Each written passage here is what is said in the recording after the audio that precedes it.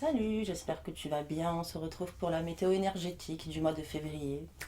Pour moi, le mois de février rime avec bal masqué. Ohé, ohé, ouh, l'humour dérangeant.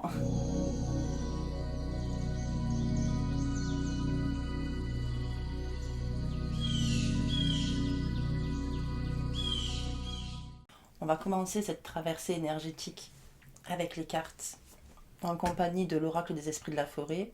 Et ensuite, on va aller voir les actions qu'on peut mettre en place de façon d'abord générale et ensuite un peu plus précise avec le Modern Witch Tarot. J'ai eu un trou de mémoire. C'est parti.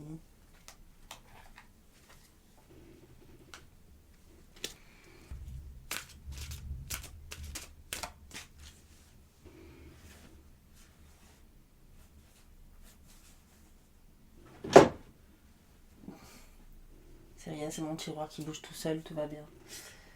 Alors, la première semaine, la seconde,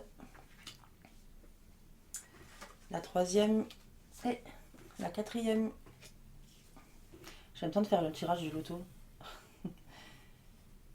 Voilà. Je vais poser la pierre ici parce que ça crée un déséquilibre bizarre, enfin bref. Et on commence avec la reine des Uncilis. Alors je sais pas si je le prononce bien, Uncilis. Quelque chose du style. En tout cas, une magnifique carte qui a de très jolis cheveux. Je rêve d'avoir sa couleur. Là n'est pas le sujet, à moins que tu sois coiffeur ou coiffeuse. Elle nous parle en fait de l'opulence et elle nous parle aussi de d'ego, cette carte, parce qu'il y a vraiment cette notion d'orgueil, cette notion de vouloir impressionner l'autre peut-être, finalement en voulant impressionner l'autre, se perdre un peu à soi, perdre son essence, perdre ce qui fait de nous des êtres à part, uniques. Donc déjà là on part sur une notion de mise en garde, faire attention à notre façon de percevoir le regard extérieur, la façon dont ça a une influence sur nous aussi, être dans la vigilance de nos actions euh, face au regard des autres. En fait, c'est de ça que nous parle cette carte. Elle a aussi un peu une notion, tu sais, de ragot, tu vois, quand les personnes, par exemple, parlant mal d'une personne qui n'est pas présente, quand quand il y a des critiques, tu vois, qui peuvent se faire, des critiques un peu, ouais, qui se font sur le dos de quelqu'un. Cette lame-là, elle a aussi cette énergie-là. Donc c'est vraiment peut-être faire attention à ses paroles, à ses mots, aux mots qu'on utilise et qu'on emploie pour parler de quelqu'un. Et même si cette personne, elle n'a pas forcément des actions elle ne prend pas forcément les décisions qui sont alignées avec ce que nous, on perçoit comme le plus juste, le plus vrai, le plus aligné avec ce qu'on est nous, en tout cas, il y a quand même voilà, cette mise en garde et cette invitation à ne pas plonger dans cette posture de malveillance en fait. Cette posture qui peut nous rendre malveillants, qui peut nous faire avoir des paroles assez, assez négatives finalement, plus dans l'énergie de la critique que finalement dans l'énergie de la création et de la construction.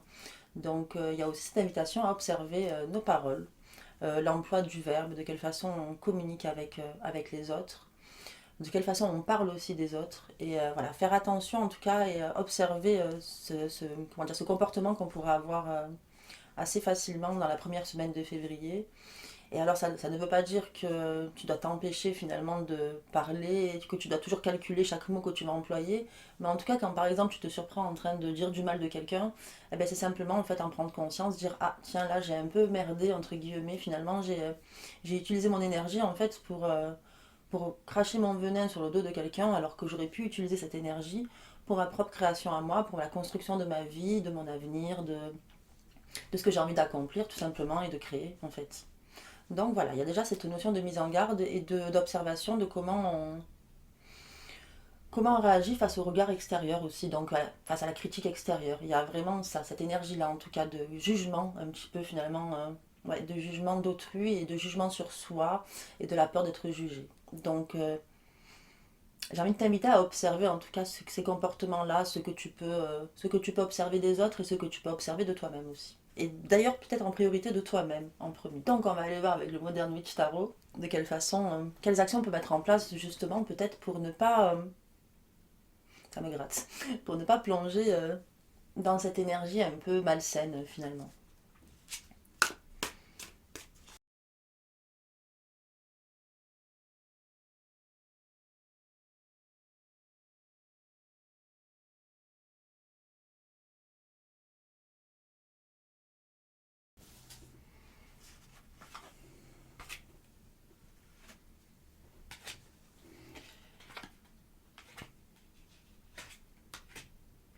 Alors ça c'est drôle parce qu'on a le 2 et le 3 de bâton, c'est-à-dire que là on a une suite quoi, en fait, en quelque sorte. Le 2 de bâton pour moi c'est l'observation. Justement, réfléchir avant d'agir, observer de quelle façon on peut agir, de quelle façon on pourrait agir en utilisant cette énergie pour faire le move en fait le plus juste, le plus sage par rapport à ce dont on a besoin nous. Le 2 de bâton c'est observer avant d'agir, donc c'est regarder un petit peu le paysage, en fait, observer ce qui se passe, les situations, l'atmosphère du lieu où on se trouve. Et par rapport à ça, par rapport à cette atmosphère-là, par rapport à cette peut-être vibration de l'espace dans lequel on est posé, agir en harmonie, en rapport en tout cas avec cette énergie-là.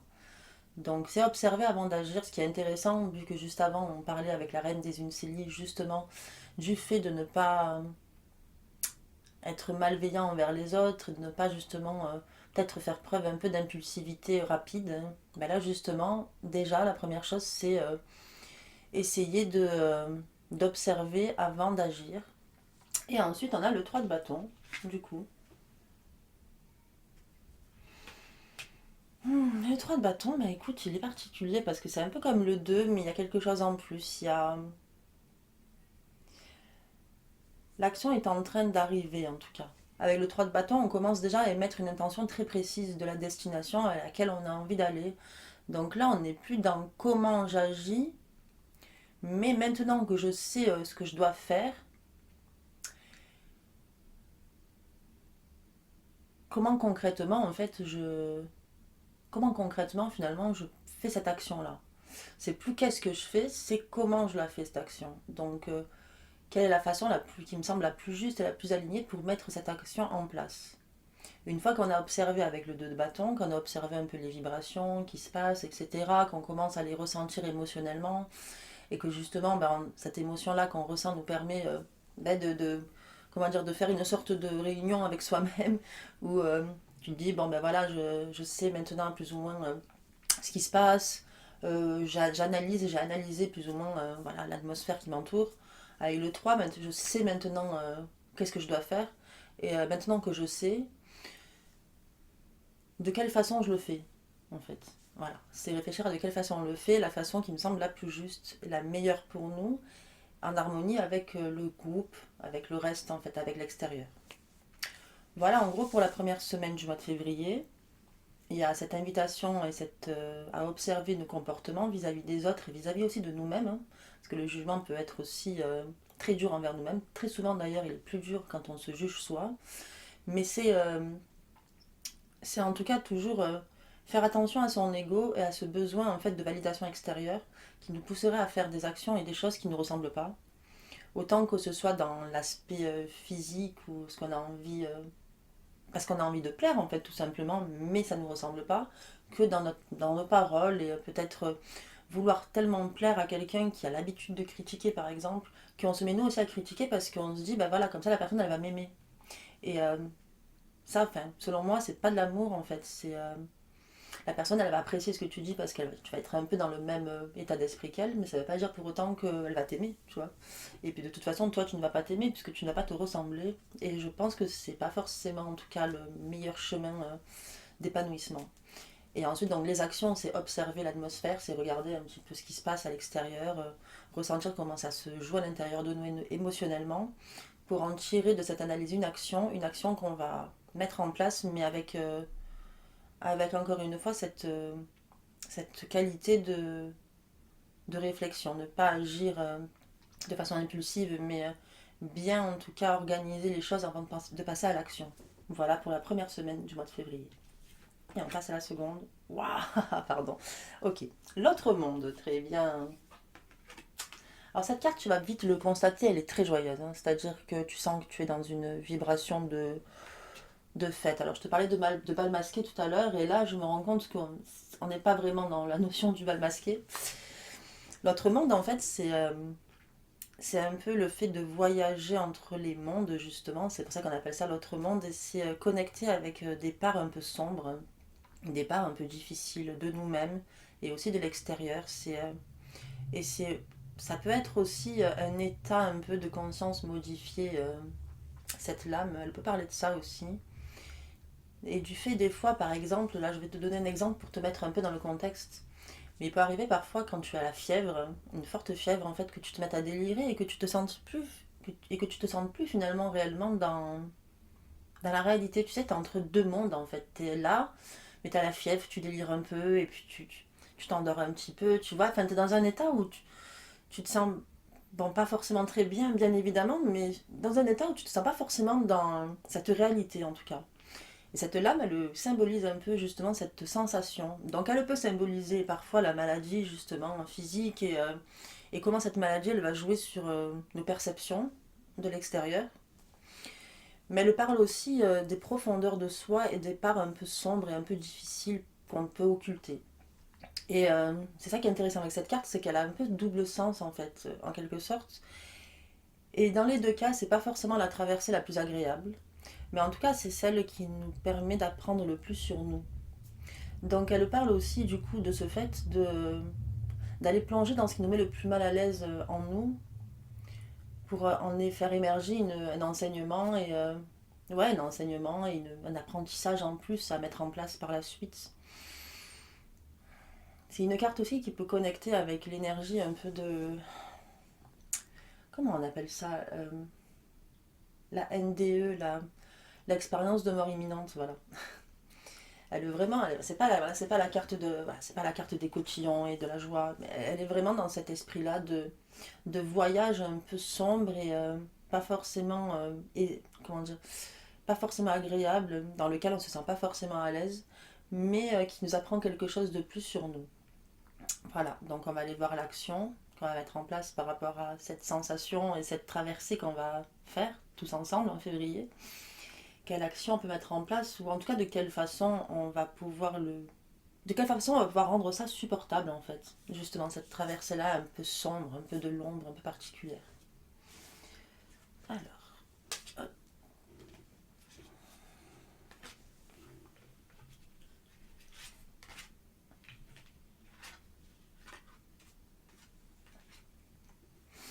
Alors dans un premier temps, alors là on est vraiment dans des énergies très lumineuses, joyeuses, enfin on continue un peu dans ce chemin là quoi, vraiment, avec la lame du diable, tout simplement. Le diable alors c'est pas, je sais pas, le diable, en fait, selon moi et selon d'ailleurs beaucoup de cartomanciens, tarologues et même d'ailleurs personnes qui voyagent dans la spiritualité en général, c'est pas forcément une carte négative en fait, même pas du tout. En fait, où vraiment, elle est pas plus négative qu'une autre, elle est un peu plus effrayante, un peu plus challengeante aussi parce que justement, elle nous invite à observer nos comportements, encore une fois, un peu comme la première semaine. C'est observer nos comportements et en même temps, tu sais, elle te laisse cette liberté de faire ce que tu veux, mais tout en étant responsable des conséquences de tes actes. La carte du diable, en fait, c'est plutôt ça. C'est tu peux te laisser, comment on va dire, je vais le trouver le mot, hein, il est là, mais il est là, hein, mais tu peux te laisser tenter en fait par des actions, par des stratégies, par, je sais pas, par, tu peux avoir des tentations dans la vie tout simplement qui sont plus ou moins louables. La carte du diable, en fait, elle va pas te blâmer sur ça. Elle va te dire, si tu as envie d'expérimenter ça et de l'explorer, fais-le. Selon les actions, les décisions que tu vas prendre, il se pourrait que tu en tires des conséquences et que tu en récoltes des fruits qui ne sont pas forcément très bons au goût, mais fais-le parce que ça te permet de prendre conscience du pourquoi finalement c'est pas une si bonne idée que ça et du pourquoi, eh bien derrière tu risques de recevoir un retour de bâton en fait. Et alors, en parlant de retour de bâton, ça c'est une transition exceptionnelle.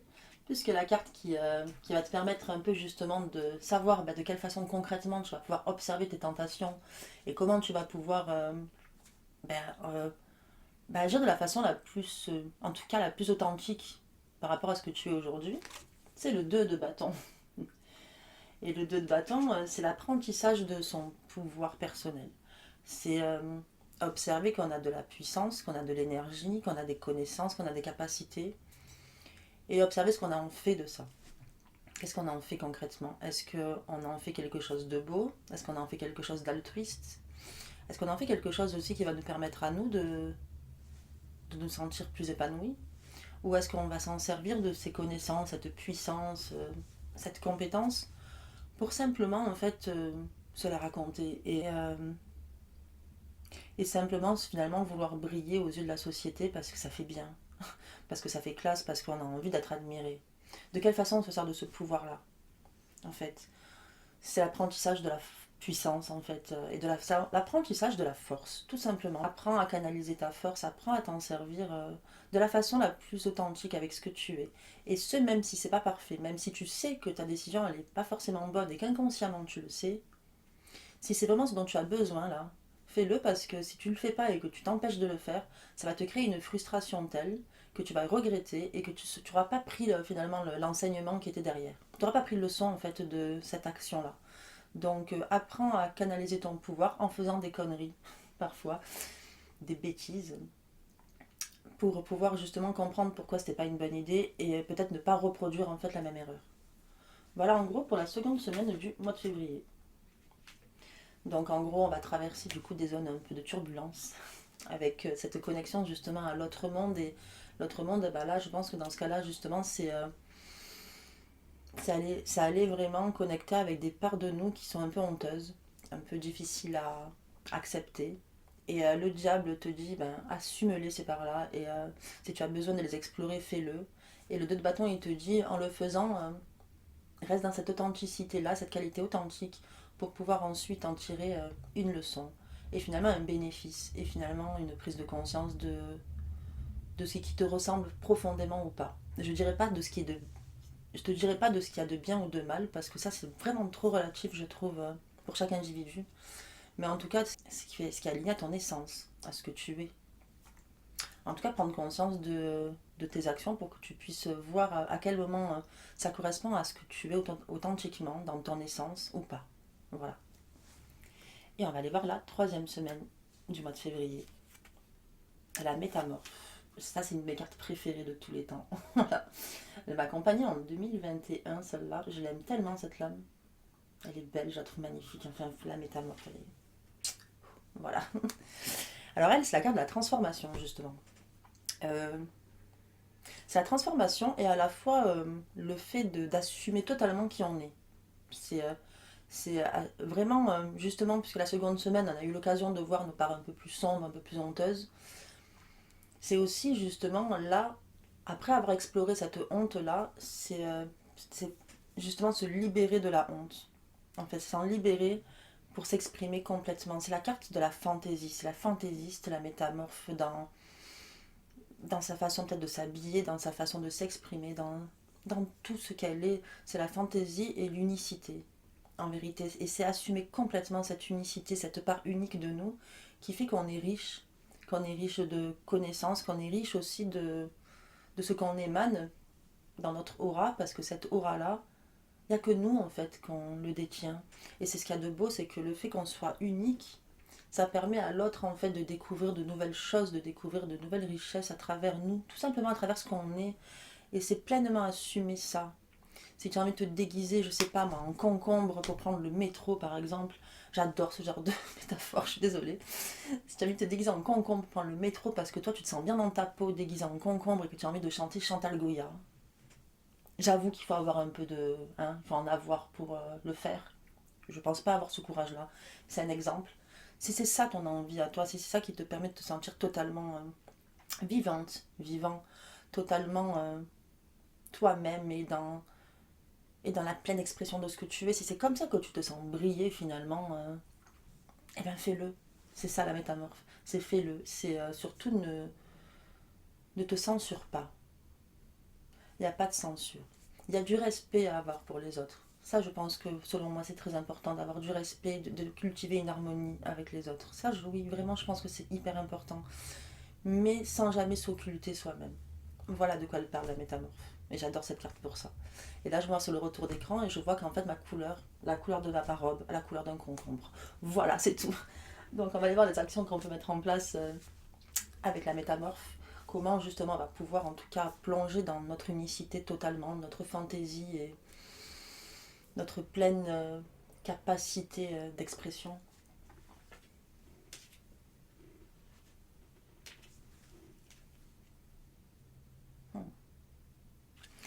Donc déjà, la première qui nous fait un petit peu goûter cette énergie-là, c'est le 7 de bâton.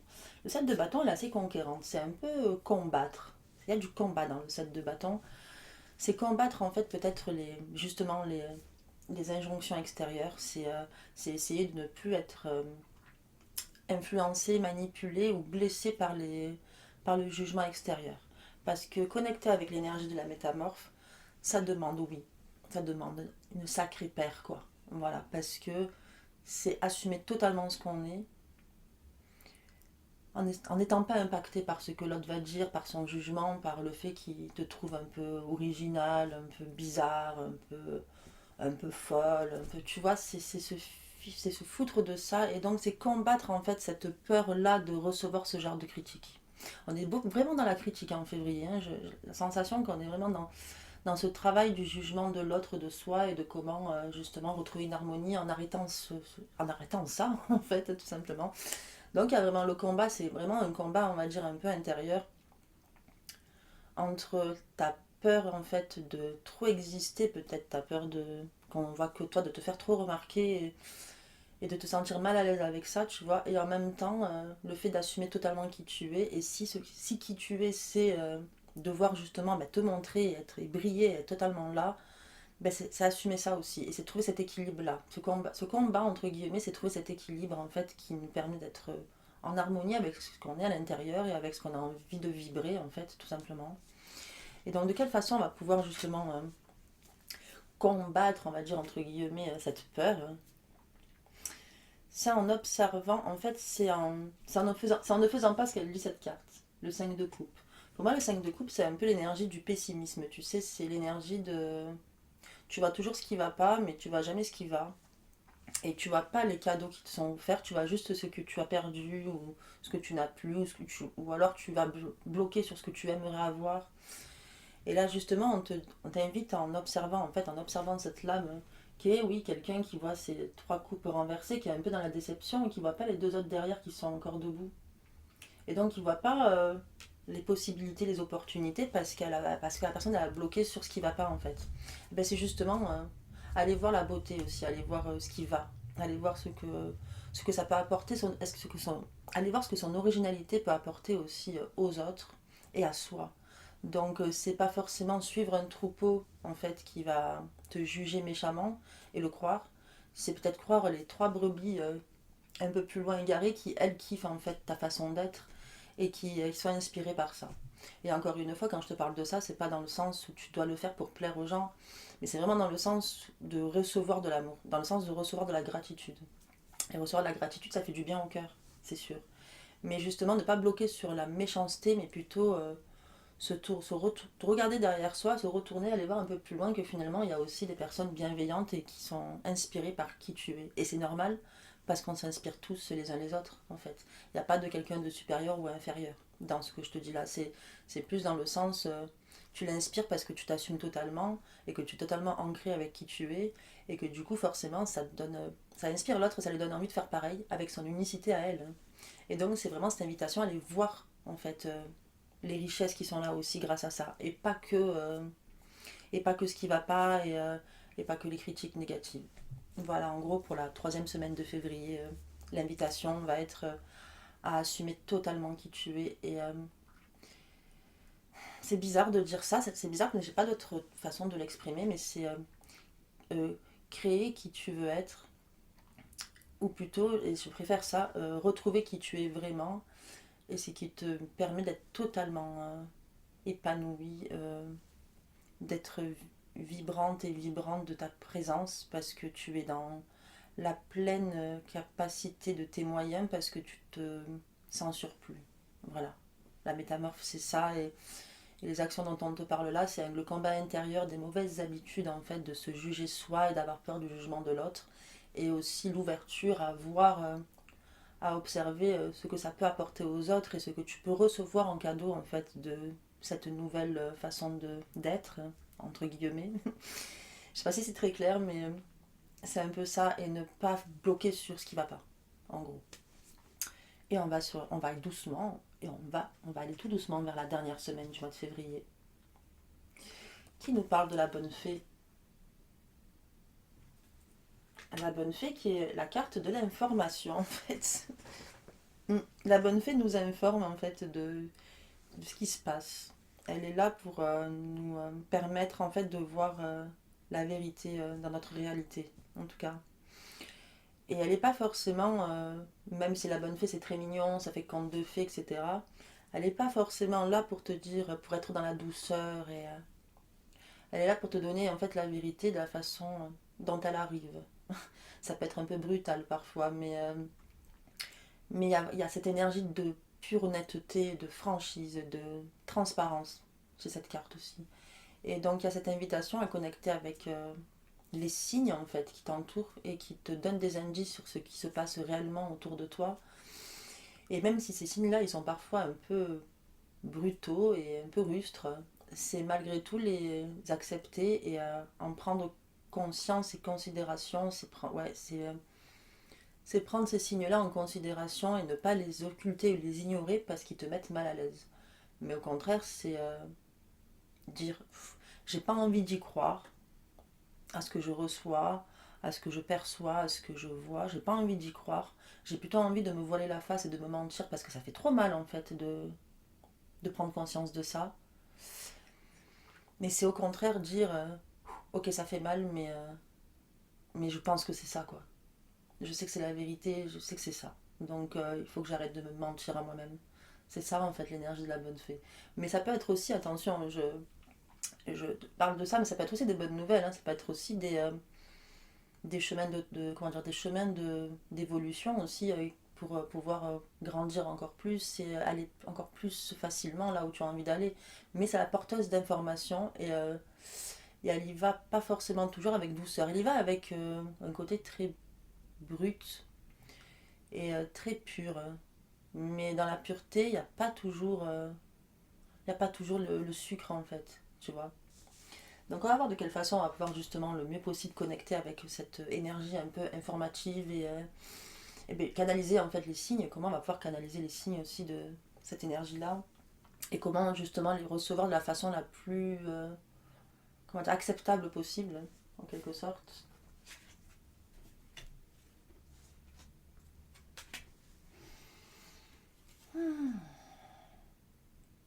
Alors on a le 2 de coupe. Le 2 de coupe c'est le lien. C'est le lien, c'est le lien avec quelqu'un, avec soi aussi, mais c'est aussi le lien, c'est quand même là plutôt le lien avec une deuxième personne. C'est le lien avec des personnes extérieures avec lesquelles tu te sens bien, avec lesquelles tu ressens de la confiance, de l'amour, de, une sorte de force aussi, tu sais, l'union des forces, en fait, des forces unies.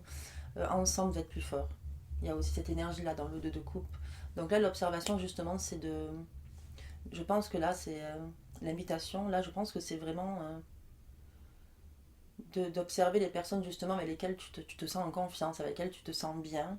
Et évidemment, de garder le contact avec ces personnes-là et de leur offrir ton amour et tout ce dont elles ont besoin pour se sentir heureuses et bien, tu vois.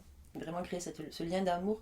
Mais c'est aussi, grâce à la bonne fée, aussi ressentir les signes où tu te dis, cette personne, je l'aime beaucoup, je l'admire, je la trouve magnifique, je la trouve formidable, mais hum, il y a un truc qui me met pas bien, il y a un truc qui me met mal à l'intérieur, je ressens un malaise. Et c'est accepter d'écouter cette intuition-là, qui sera injectée par la bonne fée, pour te permettre en fait de faire le tri entre les personnes en qui tu peux faire confiance et celles avec lesquelles il vaut mieux prendre de la distance. Ce qui ne veut pas dire tourner carrément le dos peut-être, mais en tout cas prendre de la distance et prendre conscience que cette personne-là, elle n'est pas forcément si bienveillante que ça et que ton intuition, elle n'est pas, elle est pas nulle en fait. C'est pas pour rien que tu as eu ce signe-là. C'est de faire confiance en fait aussi hein, là-dessus. Et de quelle façon? Alors il y a la carte du jugement qui apparaît. Donc comment tu vas pouvoir faire ce tri finalement un peu de ton entourage. La carte du jugement ici c'est pas le jugement justement un peu malveillant de la critique. C'est plutôt en fait le jugement dans qu'est-ce que ça répercute en moi en fait ce comportement-là. Qu'est-ce que ça me crée à moi? Est-ce que ça me crée émotionnellement des blessures? Est-ce que au contraire ça me crée de la joie? Est-ce que ça me crée du bien-être?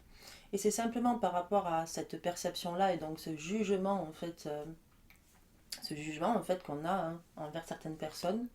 Mais encore une fois, le jugement dans le sens de comment ça se répercute en moi et pas le jugement de genre ça c'est bien, ça c'est pas bien, mais plus ça vibre avec moi, ça me ressemble, je me sens bien avec ça je me sens pas bien, tu vois. Et être dans cette écoute-là pour justement pouvoir faire ce tri. Le jugement là, il vient nous parler de cette façon, avec cette qualité-là.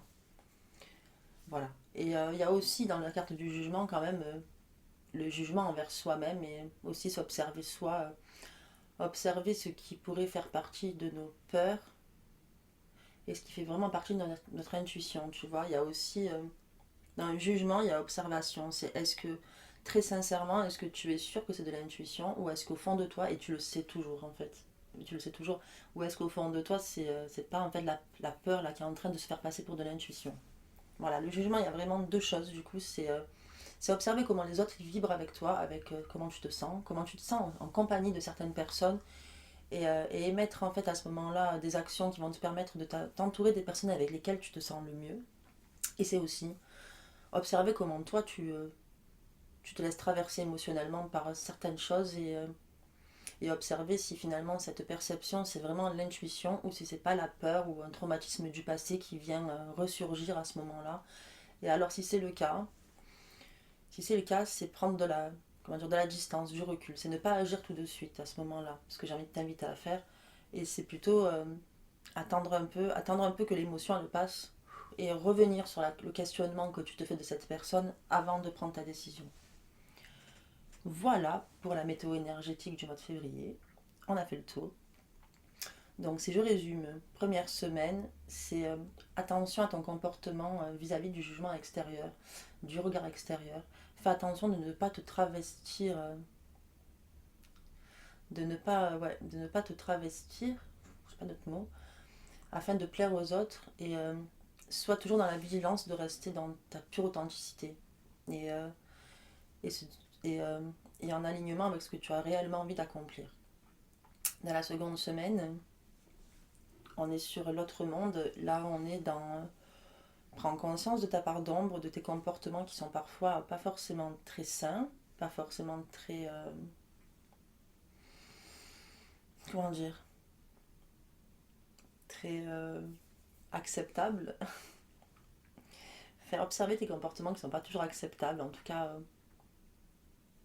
par rapport à qui tu es vraiment et par rapport à tes valeurs. Observer tout ça, peut-être prendre la décision de mettre quand même en action ces décisions qui ne te ressemblent pas ou qui te mettent mal à l'aise pour pouvoir en tirer une leçon et assumer la responsabilité de tes actes. Donc la seconde semaine, c'est vraiment ça, c'est plonger dans ta part la plus sombre pour aller pour assumer en fait tes prises de décision qui sont parfois peut-être pas alignées avec qui tu es, pour en prendre conscience que c'est pas aligné avec qui tu es. Voilà pour la seconde semaine. La troisième, on est dans la transformation, là, donc dans la mutation même plutôt, dans la métamorphose et dans le fait de se reconnecter à son essence pour exprimer totalement qui on est, sa fantaisie, son unicité, l'assumer, ne pas se laisser emporter par le jugement extérieur, ne pas se laisser emporter par la moquerie ou la malveillance d'autrui. C'est observer aussi et prendre conscience qu'il y a des personnes que tu vas inspirer et que c'est chouette parce que tu reçois de l'amour et de la gratitude. Ce n'est pas dépendant de cet amour et de cette gratitude. C'est juste en être se laisser en fait caresser par ça, se laisser envelopper par ça, mais sans être dépendant. Juste dans la gratitude, tout simplement. Et pas dans le côté plus où tu bloques sur ce qui va pas. Bon, je crois que tu as compris. Et ensuite, la dernière semaine, c'est vraiment faire le tri de son entourage, des personnes avec lesquelles on se sent vraiment bien, de celles avec qui finalement on se sent pas si bien que ça. et être en confiance avec nos perceptions, notre intuition, les messages justement envoyés par la bonne fée, donc cette énergie un peu qui va nous donner des signes, des indices qui vont nous permettre d'activer cette intuition et aussi savoir s'observer soi pour faire la part des choses entre ce qui fait partie réellement de notre intuition et ce qui fait partie de nos peurs. Et à ce moment-là, offrir cette qualité de distance et d'attente, d'observation avant d'agir. Voilà, j'espère que ça a été assez clair. Ouais, il y a beaucoup d'informations sur ce mois de février, beaucoup d'informations sur le jugement, beaucoup d'informations sur le regard extérieur, sur le regard qu'on se porte à nous-mêmes aussi. Il y a aussi le fait, il y a aussi, j'aime beaucoup la troisième semaine de février avec le fait d'assumer totalement qui on est, d'embrasser qui on est, avec nos imperfections et nos richesses et notre unicité. J'adore ça, notre fantaisie. Déguise-toi en concombre dans le métro et envoie-moi une photo s'il te plaît. Voilà, sur mon Instagram, ça me fera plaisir. Si tu as aimé cette météo énergétique et que tu as aimé passer ce moment avec moi, tu peux me laisser un petit commentaire en bas, me mettre un like, t'abonner à ma chaîne.